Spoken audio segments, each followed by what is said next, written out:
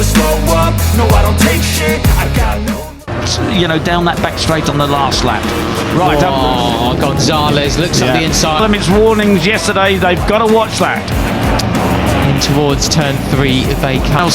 Both seasons, first season, second season, has not worked out to him. He's got more talent than he shows for sure. But does he go? No, he doesn't. Well, he does a little bit because Brian squirts back up the inside there again. That's what we're talking about. You know that. Then 54 leads, 51, 70, 95, 11, 34 of Vittor. Morelli in second place now, and he's put his head down chasing after Brian Iriarte. He's looking for it.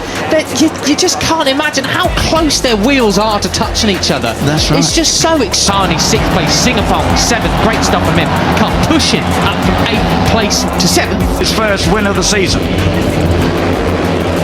Carter Thompson in 13th position. Dream. It is just a lap and a half remaining. Now, if Zemitani has... as he's also overtaken Singapore now as well. Danish not making the progress. Then he's another one of our podium finishers and front runners. It's just bit off the boil in recent rounds in terms of anything left in his left shoulder. He's about to use it because he's got to start making. He needs to be making at this stage of the season. Right, and Danny Revolta was saying of his actual results on paper, but he is, you know, has been consistently up there. A play towards the front. Through Curvone, they come for the penultimate time. It's a case of make haste slowly round here with these stop-and-go corners. You can't go in. The temptation is to... there throughout the season, so would love to see more from him in these final 2 races. Right, there's still... Iriarte leads Gonzalez. He goes wide again. He's on the green again. You know, 2 things. He can't rush in late on the brakes, get it stopped, then turn, and he says you just screw yourself up completely. You cannot... 11 laps remaining. You know, it's time you think about, is somebody saving your tyres, that sort of thing. The Pratama Buat, he hasn't been a warning yet, I don't think. But he can't afford to do that on the last lap, otherwise he's very not get out the corner well. Watch a rider like Brian Iriarte who knows what he's doing. He's a little bit slower into the corner. These do last very, very well. They also give tremendous feedback. So even if they do start to likely to lose a place, he knows that though. I'd be surprised to see him make that mistake on the last lap. But much quicker coming out. Got to hand it to Benyat Fernandez in number 7. He's up to go off a little bit. They give plenty of warning to the riders, so we're hopefully anyway, we'll see. Okay, so Brian Iriarte leads, a lap and a half remaining.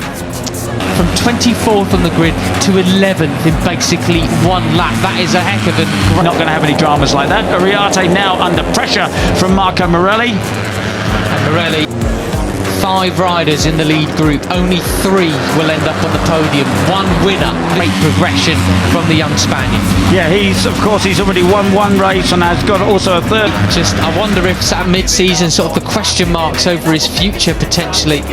This is it, the final lap of Rookies Cup 2025 on its way. The champion.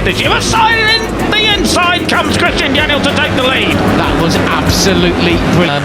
Just, you know, it does tend to happen in the riders' 3rd years. All those questions of, well, what next leads them over the line, but who will sign off in P1? Put your money down. Come on, wasn't it? So Veda goes from 1st to 3rd position as Daniel will come across the line. Could sort of play on their mind, but he's definitely back to his old self. Now he is signed, sealed, delivered.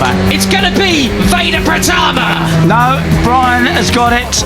Brian has got it. Leading this race. Veda looks just behind him. They do a bit of a twitch. You're allowed to do once, but you can't do it to the Aspal team in Moto3 next year. Absolutely.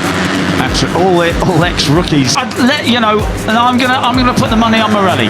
Oh, Morelli. You just named 3 riders. Twice, 3 times, etc. They come towards turn 1. It's going to be Iriarte in that squad, and it's great to see Marco Morelli joining him.